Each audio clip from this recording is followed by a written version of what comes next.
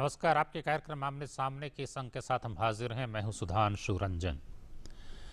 जब से अनुच्छेद 370 और 35A खत्म किए गए और जम्मू कश्मीर का पुनर्गठन किया गया, 2 यूनियन टेरिटरीज बनाई गईं, उसके बाद पहली बार प्रधानमंत्री ने कल जो है कुछ कहा राष्ट्र को। राष्ट्र के नाम संबोधन में सारी बातें उन्होंने कही, विस्तार से उसके इतिहास की भी चर्चा की और क्या सरकार करना चाहती है आगे ये भी बताया, क्या फायदे हैं, वो सारी बातें गिनाई गई। उसमें एक महत्वपूर्ण बात प्रधानमंत्री नरेंद्र मोदी ने ये कही कि हाँ, इसमें कुछ मतभेद भी है, विपक्ष को अधिकार है, लोकतंत्र में मतभेद की गुंजाइश होती है, विपक्ष जरूर आलोचना करे, लेकिन एक बात का ख्याल रखे कि राष्ट्रीय हित सर्वोपरि है। इसलिए जब विपक्ष मतभेद जाहिर करता है तो राष्ट्रीय हितों का ख्याल रखना बहुत ज़रूरी है। तो आज हम इसी पर चर्चा करेंगे। प्रधानमंत्री का जो ये वक्तव्य है कि विपक्ष ने कितनी जिम्मेदारी के साथ आलोचना की है और प्रधानमंत्री का जो ये कहना है कि मतभेद की गुंजाइश हमेशा रहती है, वो तो खैर लोकतंत्र में होता ही है। बिना मतभेद या बिना जो है प्रतिरोध की आवाज़ के लोकतंत्र नहीं चल सकता है। लेकिन वही बात है कि वो प्रतिरोध या विपक्ष की आवाज़ कहाँ तक जानी चाहिए, किस हद तक जानी चाहिए और कितनी जिम्मेदारी के साथ कोई वक्तव्य दिया जाना चाहिए, आज इसी पर हम चर्चा कर रहे हैं। और हमारे साथ हैं सुशील पंडित, जो कि कश्मीर के जाने माने विशेषज्ञ, हमारे साथ अभय दुबे हैं जो CSTS के फेलो हैं, और हमारे साथ RP सिंह हैं जो भारतीय जनता पार्टी के नेता हैं, कश्मीर से हैं और कश्मीर के प्रभारी भी रह चुके हैं। आप तीनों का स्वागत इस कार्यक्रम में। सबसे पहले RP सिंह जी, आप बताएं कि प्रधानमंत्री जी ने जो कहा है, स्वाभाविक है आप तो सहमत होंगे ही, वो एक आरोप ये लगता है कि भाई विपक्ष बोलता है उसको हर बात को हम ये क्यों कहते हैं कि वो राष्ट्रीय हित की अनदेखी कर रहा है। ठीक है, उसका अपना एक विचार है, लेकिन वो राष्ट्रीय हित की अनदेखी करके बोल रहा है, ये आप ऐसा क्यों मानते हैं? मैं आपको एक बयान बताता हूँ। अधीर रंजन साहब ने पार्लियामेंट में क्या बोला, जरा उसको सुन लीजिए ध्यान से। और 2 दिन बाद, हाँ, लेकिन उसमें कांग्रेस के अंदर भी असहज स्थिति हो गई थी। वो बात की बात है, परंतु जो बोला वो कांग्रेस के प्रवक्ता के नाते, कांग्रेस के leader of the party house में, उनके नाते बोला, कोई इंडिविजुअल नाते नहीं बोला। वो तो खैर संसदीय दल के नेता है लोकसभा में, तो उन्होंने बोला। और 2 दिन बाद कुरैशी साहब जो एक्सटर्नल अफेयर मिनिस्टर है, जरा उनका बयान सुन लीजिए। आप चाहूंगा उसकी ट्रांसक्रिप्ट मंगा लीजिए, शब्द एक शब्द, कॉमा, फुल स्टॉप, कॉमा, एक ही चीज मिलती है, कोई फर्क नहीं, एक रत्ती भर फर्क नहीं। ये आरोप तो लगा है कि भारतीय नेताओं के बयान पाकिस्तान में उद्धृत किए जा रहे हैं, ये आरोप तो खैर लग रहे हैं। मैं इसमें बात कहना चाहता हूँ, ऐसा कैसे सकता है कि जो शब्द कुरैशी साहब इस्तेमाल करें वो 2 दिन पहले यहाँ पर अधीर रंजन साहब वही शब्दों का इस्तेमाल करते हैं, शब्द साथ। ये चुपता इसलिए है कि या तो आपको जानकारी की कमी है, या आप जानकर ऐसा बोलते हैं। दोनों परिस्थितियों में आप देश का नुकसान कर रहे हैं।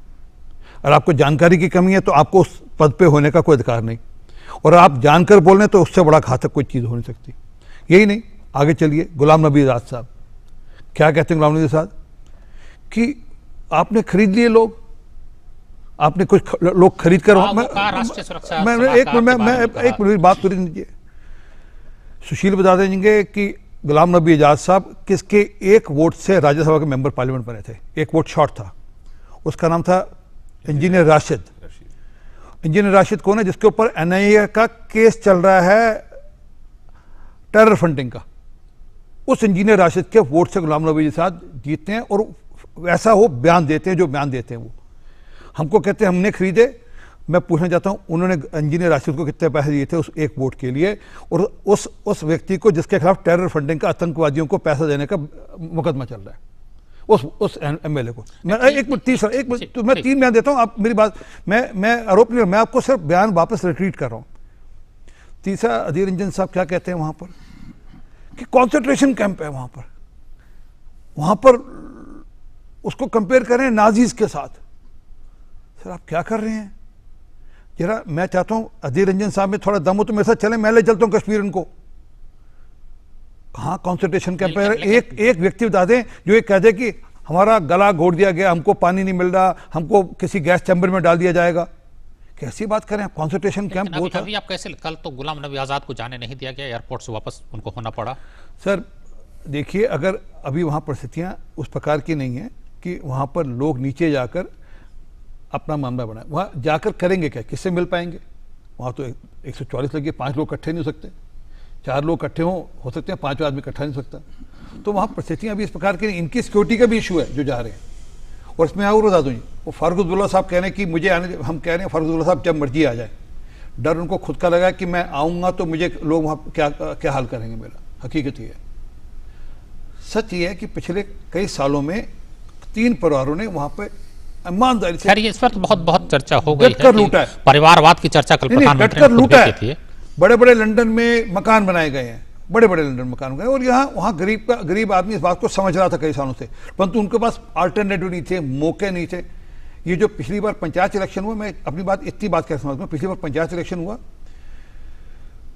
पंचायत इलेक्शन ये कहकर बायकॉट किया कि हमने 35A के खिलाफ बायकॉट कर रहे हैं पंचायत इलेक्शन, और अब 35A के नाम पर चुनाव लड़ना चाहते हैं। वही लोग जिन्होंने पंचायत इलेक्शन 35A के नाम पर बायकॉट किया, आज 35A के नाम पर चुनाव लड़ना चाहते हैं। हकीकत यह है कि आज वहां पर लोकल लीडरशिप नीचे खड़ी हो गई है, जिसको सरकार की ओर से सीधा फंडिंग, मतलब उनके जो पंचायत वाले हैं उनको सीधा फंडिंग जा रही है, नीचे लोगों का काम कर रहे हैं। आज इनको डर लगने का, ये लोग हमको हमारे खिलाफ खड़ेंगे तो हमको कुछ ऐसा स्टैंड दें जिससे हम आवाम को बरगला सकें। नहीं ठीक है, आपने अपनी बात कह दी, लेकिन एक जैसे आपने कहा गुलाम नबी आज़ाद को एक आतंकवादी या उसकी फंडिंग करने वाले एक विधायक ने वोट दिया। अब वो विधायक है तो किसी न किसी को तो वोट देगा। सवाल ये तो राजनीतिक अपराधीकरण का सवाल है कि कोई ऐसा अपराधी चुनाव जीत के विधानसभा में कैसे जाता है। बात अपराधीकरण का नहीं है, बात है कि आप कैसे लोगों का साथ लेकर आप आना, सबको पता है कैसे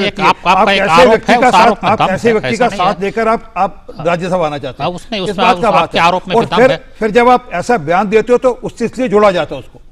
अब दुबे जी आप बताएं, इन्होंने जितनी बातें कही, सही बात है कि विपक्ष के जो बयान आए हैं वो, और जैसा इन्होंने कहा पाकिस्तान में मनीष तिवारी, चिदम्बरम, अधीर रंजन चौधरी, इन सब लोगों के बयान वहाँ की संसद में वहाँ के जो नेता हैं उनको उद्धृत कर रहे हैं। तो ठीक है, सरकार का विरोध इस हद तक चला जाए। अधीर रंजन चौधरी जो बयान दिया वो सिर्फ लगता है, हालांकि कांग्रेस ने कहा यही गया कि उससे सहमत नहीं है, लेकिन चूंकि विरोध करना है इसलिए विरोध करने में कुछ समझ में नहीं आता है कि क्या बोले, कुछ भी बोल दो। अंतर्राष्ट्रीय है, 1948 से यूएन की मॉनिटरिंग है, लाहौर है, शिमला है, द्विपक्षीय है। क्या आप इसको किस रूप में देखते हैं, कितनी जिम्मेदारी के साथ विपक्ष अपनी भूमिका निभा रहा है? देखिए, सरकार से ये पूछना कि क्या आपने ये कदम उठाते समय अंतर्राष्ट्रीय परिस्थितियों का पूरा ध्यान कर लिया था, क्या आपने पूरी पेशबंदी कर ली थी, ये तो बात ठीक है, ये तो हर नागरिक का कर्तव्य है कि भाई अंतर्राष्ट्रीय परिस्थितियों का ख्याल रखते हुए कदम उठाया गया था। एक तो पहलू ये है, और भारतीय राष्ट्र की और भारतीय राज्य की जो प्रभुसत्ता है, संप्रभुता है, उसी के ऊपर सवालिया निशान लगा देना अलग बात है। तो अधीर रंजन चौधरी के वक्तव्य में गलती ये थी कि उन्होंने वक्तव्य को इस शैली से दिया कि उसमें भारतीय राज्य की कश्मीर के मामले में जो संप्रभुता है उसी के ऊपर सवालिया निशान लग गया। इसीलिए सोनिया गांधी भी चौंकी थी और विपक्ष भी चौंका था और हम सभी लोग चौंके थे। मुझे ताज्जुब हुआ था सवेरे उन्हें बोलते हुए सुनकर, मुझे लगा रात में सोनिया गांधी से पूछ के बोल रहे हैं तो कमाल ही है, ये क्या है, मेरी कुछ समझ में नहीं आ रहा था। बहरहाल मेरा मानना है कि विपक्ष ने जो तथाकथित आलोचना की है सरकार के कदम की, उससे उस सरकार की मदद ही हुई है, सरकार का पक्ष उससे और मजबूत हुआ है और सरकार को और आक्रामक और प्रभावी तरीके से अपनी बात संसद में रखने और जनता तक पहुंचाने में मदद मिली है। तो इस लिहाज से जो भारत का संसदीय विपक्ष है वो इस मसले पर जो सरकारी रणनीति है उससे पूरी तरीके से मात खा गया है, और विपक्ष में विभाजन भी है, नीचे से ऊपर तक और दाएं से बाएं तक। तो आप यानी प्रधानमंत्री के वक्तव्य से सहमत है कि नहीं, प्रधानमंत्री के वक्तव्य से हमारा सहमत होना अलग बात है। नहीं, आपने पूछा था विपक्ष ने क्या किया है, मैं उसका जवाब दे रहा हूं। मैं ये कि राष्ट्रीय हितों का ख्याल रखे विपक्ष। देखिए, जहां तक राष्ट्रीय हित का सवाल है हेमंत जी, राष्ट्रीय हित केवल वो नहीं होता है, इसको सरकार परिभाषित करती है। अगर हम ये मानेंगे कि राष्ट्रीय हित केवल वही है जो सरकार ने परिभाषित कर दिया, अब सब लोग लाइन में लग जाएं उस राष्ट्रीय हित का समर्थन करने में, तो इस पर मुझे आपत्ति है। विपक्ष भी, हम सब भी एक नागरिक के तौर पर, आप एक पत्रकार के तौर पर, हम एक समीक्षक के तौर पर यह अधिकार रखते हैं कि राष्ट्रीय हित को जैसा हम समझते हैं सर्वाधिक अच्छा, उस तरीके से हम परिभाषित कर सकें। जाहिर है कि राष्ट्रीय हित कोई ऐसी चीज नहीं है इसमें हमारे और मोदी जी के परिभाषित करने में कोई बहुत बड़ा रेडिकल फर्क होगा, लेकिन जो बारीक फर्क हैं उनका भी ध्यान रखा जाना चाहिए। मेरा निवेदन ये फर्क हो सकता है, बड़े बड़े चिंतक में जो राष्ट्रवाद की अवधारणा के खिलाफ हैं, जॉर्ज बर्नार्ड शॉ हैं, जॉर्ज ऑरवेल हैं, बहुत बड़े बड़े लोग हैं, वो एक अलग तो राष्ट्रवाद कह दूं पर में ही उनका भरोसा नहीं है। कश्मीर के मसले पे देखिए, धारा 370 को लेके एक बहुत बड़ा पॉलिटिकल इनर्शिया था, गतिरोध था, मुद्दतों से कोई उस पर नया कदम नहीं उठाया जा रहा था, मामला फंसा हुआ था, कुछ हो ही नहीं रहा था। अब सरकार ने उसमें एक साहसिक पहलकदमी ली और उन्होंने हम तो सोच रहे थे केवल 35A में कुछ सरकार हेर फेर करेगी, लेकिन सुशील जी भी उस दिन पैनल में हमारे साथ थे और सुशील जी को भी ये मैं कहूँगा सुखद आश्चर्य हुआ जब सरकार ने धारा 370 वहाँ पे अमित शाह ने हटा दी। हम सब लोग एक ही जगह बहस कर रहे थे, तो वो तो एक अलग बात है। लेकिन मुझे ये अधिकार है कि मैं ये सवाल जरूर पूछूं कि एक विधानसभा निलंबित की गई, उसके अधिकार संसद ने ले लिए, उन्हीं अधिकारों का इस्तेमाल करके उस विधानसभा के अस्तित्व को समाप्त कर दिया गया। तो यह किस प्रकार की लोकतांत्रिक गतिविधि है, किस प्रकार का लोकतांत्रिक तरीका है, इसके ऊपर भी गौर किया जाना चाहिए। क्योंकि अगर हम इन चीजों को चुपचाप रहे और हमने इनकी आलोचना नहीं की और हम इन बातों पर भी ताली बजाते रहे, इन बातों में भी सरकार की प्रशंसा करते रहे, तो क्या होगा? ये तो फिर दूसरे राज्यों में भी ये नजीर जो है दूसरे राज्यों पर भी लागू होगी। चिदंबरम साहब वाली बात दोहरा रहे हैं। उन्होंने यही कहा कि अभी तो कश्मीर में हुआ है, सारे राज्यों को खत्म कर दिया जाएगा, वहां राष्ट्रपति शासन लगाया जाएगा। मैं ये नहीं कह रहा हूं ऐसा होगा, मैं ये नहीं कह रहा हूं कि ऐसा ही होगा। मेरा कहना है ऐसे होने के अंदेशे पैदा हो जाते हैं। डर फैलाना कि सभी राज्यों को जो है केंद्र शासित प्रदेश बना दिया जाएगा, राज्य का अस्तित्व समाप्त हो जाएगा, वो चिदंबरम साहब वाली भाषा बोल रहे हैं। मेरा कहना है चिदंबरम साहब ने जब वक्तव्य दिया, मैं उससे पहले से ही कह रहा हूं। आप कह सकते हैं ने हमसे पूछ के ये बात कही आप ये कह सकते हैं, मैं इसके पहले से बोल रहा हूं और लिख रहा हूं। मेरा निवेदन सिर्फ ये है कि एक राजनीतिक समीक्षक के तौर पर हम लोगों को आलोचनात्मक दृष्टिकोण से सरकार के सारे कामों को देखना चाहिए, चाहे हमें काम वो बहुत पसंद आ रहा हो या ना पसंद आ रहा हो, ये बात नहीं है। एक आलोचनात्मक समीक्षा की गुंजाइश हमेशा रहनी चाहिए, तभी आपके इस पैनल की भी खूबी रहेगी और तभी सब चीजों की खूबी रहेगी। एक प्रावधान बनाया जाता है, प्रावधान ये है कि ठीक है आप वहां की विधानसभा से पूछेंगे, लेकिन राज्य के निर्माण में उसकी सहमति आवश्यक कहीं नहीं है। हाँ, उससे पूछा जाना चाहिए। अब वहां संविधान सभा है, संविधान सभा खत्म हो गई और ये उसमें कहा ही नहीं गया कि संविधान सभा के बाद कौन सी ऐसी संस्था होगी जो अनुशंसा करेगी, तो उसको लेकर बहुत सारे संशय हैं, बहुत सारे सवाल हैं। हाँ, संक्षेप में जवाब दीजिए, फिर हम सुशील पंडित की तरफ जाएंगे, उनसे कुछ सवाल करते हैं। कहना है कि कहीं ना कहीं अभी जी मैं चाहूंगा और हमारे कांग्रेस के मित्रों को भी चाहूंगा, आप डोंट टेक इट, मैं आपको कांग्रेस कह रहा हूं, तो कांग्रेस के मित्रों को चाहूंगा और आप विश्लेषण के नाते समझिएगा। ये जो हुआ, जो वहां पर 10% रिजर्वेशन की बात आई थी, जब वो बिल लाया गया था, तब वहां पर अमेंडमेंट आप मुझे कृपा करके पढ़ लीजिए। उसमें सबने एक साथ एक स्वर में पूरी सभा ने एक साथ उसको अप्रूव किया था, और जब अप्रूव किया तो प्रेसिडेंट को उसमें अधिकार दे दिए थे। अब अगर हमारे लोग पार्लियामेंट्री जो है अगर इतनी समझ से ही काम नहीं लेते, वो पूरा बिल नहीं पढ़ते, पूरे बिल को समझते नहीं हैं, उसको अप्रूवल दे देते हैं, तो उसमें हमारी गलती नहीं है। कहीं भी पार्लियामेंट्री प्रोसीजर्स कहीं उसमें कहीं गलती नहीं की गई। उसके लिए दिया था ना ये नहीं, सुनिए, स्वीकृति थी राष्ट्रपति के लिए कि राष्ट्रपति कैन इंडल्ज इनटू इट, उस वाले में ये उसके लिए। हाँ, नहीं, अभी जो जब आपने राष्ट्रपति को ये छूट दे दी कि आप कश्मीर के मामले में इंडल्ज कर सकते हो, तो वो फिर एक्सपैंड होगी ना जी। वो उसमें और मैं चाहूंगा उसमें मैं आपको मैं अभय जी को उसकी कॉपी भेज दूंगा, पढ़ लीजिएगा, आपको समझ लग जाएगी जो मैं बात कह रहा हूँ। और इसलिए जो कांग्रेस के मित्र सोचें कि हमने पार्लियामेंट्री प्रोसीजर्स की कमी की, कहीं नहीं है। परंतु जो बड़ा विषय है कि क्या आप कैसी भाषा का इस्तेमाल करेंगे। इशू ये नहीं कि आप विरोध करें, मैं अभी जी के साथ हूं, विरोध करें, विरोध आपको अधिकार है, आप उसके गलतियां भी निकालें, परंतु आप ऐसा तो मत करें जिससे कि आपके जो दुश्मन देश हैं उनको उसका लाभ मिले और उनको वो एक केस प्रेजेंट करना। दुश्मन देश एक केस प्रेजेंट बना रहा है, आपको पता, दुश्मन देश जैसे केस प्रेजेंट करना चाहता है यूएन के सामने, उसके अंदर आप मदद करें, वो आपके हमारे पार्लियामेंटेरियंस को, हमारे लोगों को कोट करे उसमें। चलिए अब हम सुशील जी की बात नहीं सुन पाए अभी तक। सुशील पंडित जी, आप बताएं कि आपने तो काफ़ी इस पर अध्ययन किया है और ये बात बार बार आती है कि एक जो महबूबा मुफ्ती दोहराती हैं, हालांकि हुआ कुछ भी नहीं, कैसा हो जाएगा तो तिरंगा उठाने वाला कोई नहीं रहेगा। एक भरोसा दिया गया था, उसके साथ जो है विश्वासघात हुआ, केवल 3 विषय थे, फला थे, ये थे, वो थे। तो अब ठीक है, उस समय क्या थे, अन्य जो प्रिंसली स्टेट थे, रजवाड़े थे, उनका विलय किन शर्तों पे हुआ, कश्मीर में क्या कौन सी अलग बात थी और समय के साथ क्या कोई संशोधन हो सकता है या नहीं, आप इन पूरे तमाम मुद्दों पे कैसे देखते हैं। और उसमें विपक्ष की भूमिका के बारे में जो प्रधानमंत्री ने कहा कि आलोचना हो, लेकिन ये जरूर ख्याल रखा जाना चाहिए कि राष्ट्रीय हित सर्वोपरि है। देखिए, मैं इसकी पृष्ठभूमि में थोड़ा जाना चाहूँगा। जब विलय हुआ था तो जो विलय के पत्र थे, जो दस्तावेज थे, वो हूबहू वही थे जो अन्य रजवाड़ों के विलय के लिए जो थे, 562 अन्य रजवाड़ों का विलय हुआ। बिल्कुल एकदम उसमें फॉर्मेट था, वो पूरा छपा हुआ ये फॉर्मेट बात, ये था। कहाँ से ये एक तरह का जो मिथ पैदा हो गया, ये मिथ कहाँ से पैदा हुआ कि कश्मीर के साथ ही केवल 3 विषय थे, बाकी रजवाड़ों के साथ नहीं थे? ये कैसे? ये झूठ है। क्या था कि सभी के साथ वो 3 विषय थे, और ये 3 विषय कहाँ से आए थे मैं आपको बताऊं। जब क्रिप्स कमीशन आया था, जिसको कैबिनेट मिशन भी कहते हैं, उसमें जब भारत को विभाजन से बचाने के लिए एक अरेंजमेंट किया जाना था, जिसमें 3 डोमिनियन बनने थे। भारत के पश्चिम में जो आप पाकिस्तान है वो एक डोमिनियन बनता, मुस्लिम मेजॉरिटी डोमिनियन, भारत के पूर्व में एक डोमिनियन बनता और बीच में एक डोमिनियन बनता। इन 3 को एक केंद्रीय सत्ता ने चलाना था। उस केंद्रीय सत्ता के पास ये 4 विषय होने थे, वरना वो 3 डोमिनियन जो थे वो आपस में स्वायत्त होते। इसको कांग्रेस ने ये कह के खारिज कर दिया कि ये केंद्रीय सत्ता इतनी कमजोर होगी कि ये पहला स्टेप होगा पार्टीशन के लिए, जिसको आप अभी टाल रहे हैं, तो इसलिए ये मंजूर नहीं है, और वो मिशन फेल हो गया था।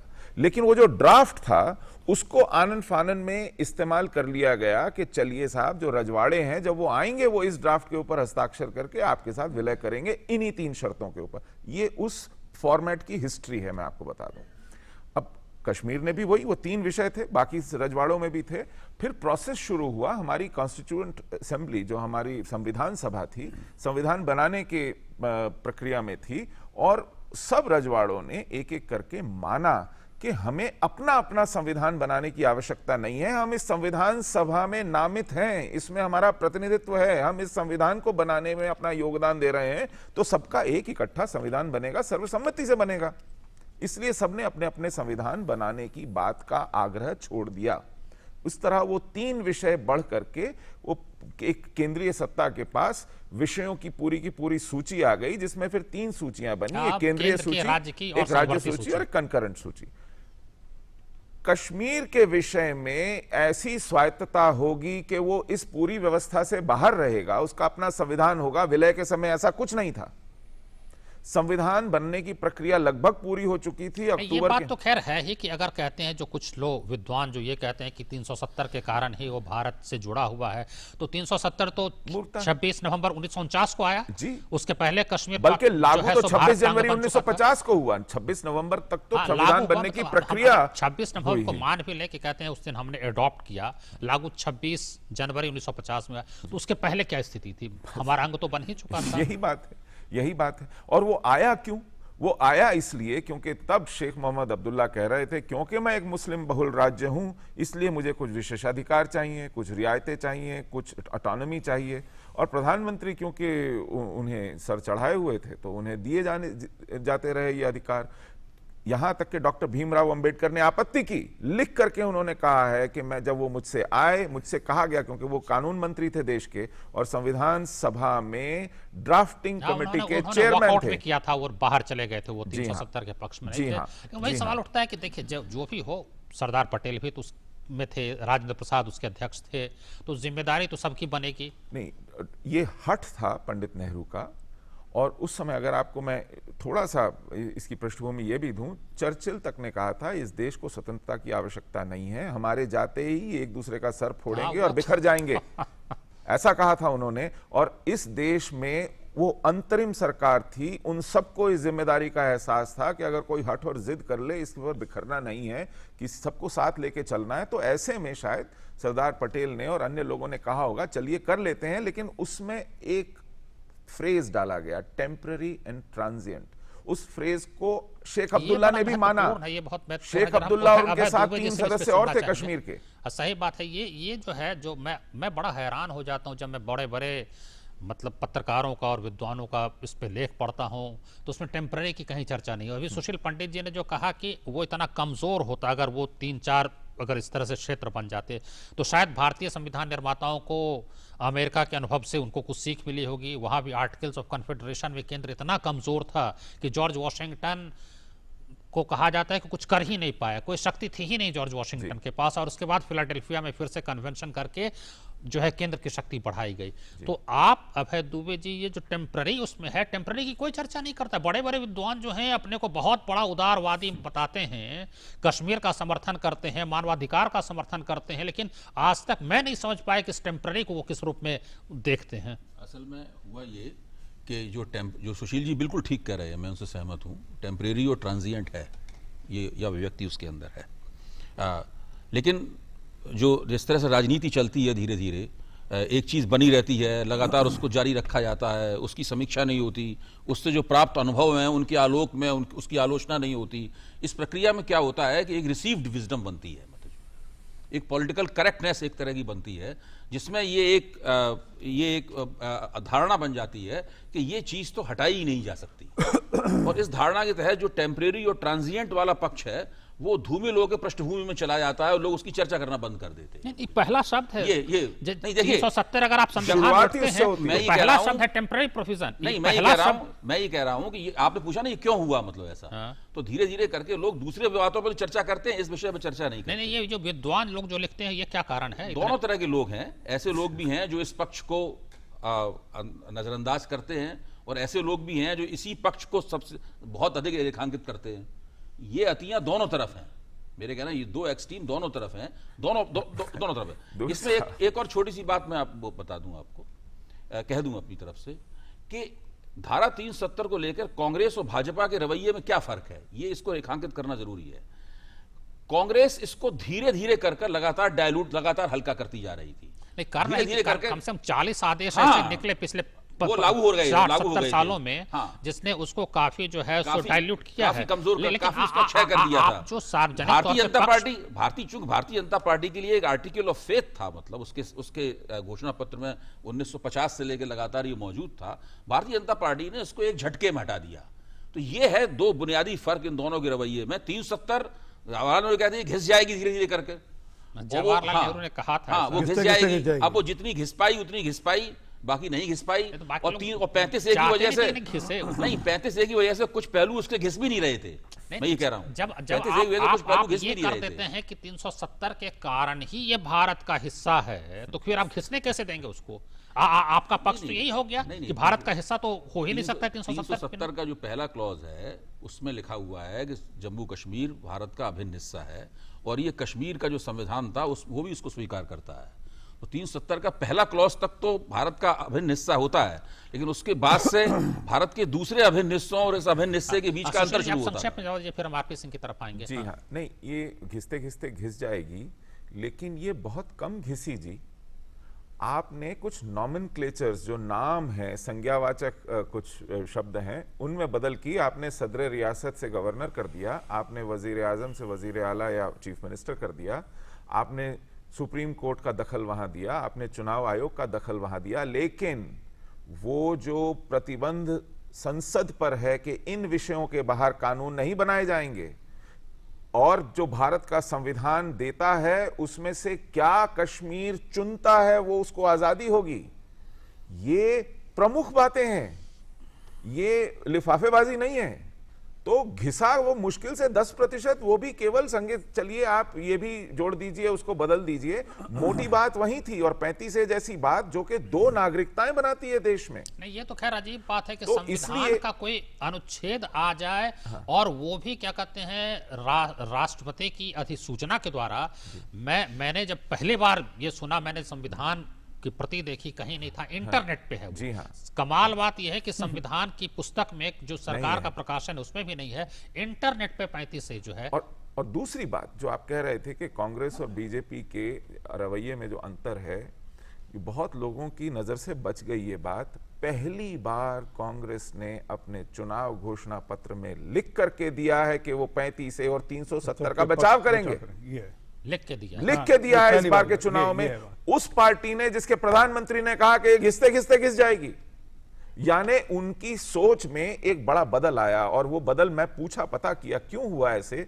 तो जम्मू कश्मीर की 6 लोकसभा की सीटें हैं, उन 6 लोकसभा की सीटों में 3 पर उनका सीधे सीधे भाजपा से मुकाबला है। तो पीडीपी और नेशनल कॉन्फ्रेंस अगर अपने कैंडिडेट वहां खड़ा करती है तो मुसलमान वोट बढ़ते हैं। मैं इसको पूरा कर लूं। तो पर्यावरण का मुद्दा केवल स्वच्छता से निगड़ित नहीं है, तो पर्यावरण का मुद्दा ये भी है कि जब बड़े बड़े कारखाने आएंगे तो डिस्ट्रक्शन भी बहुत बड़ी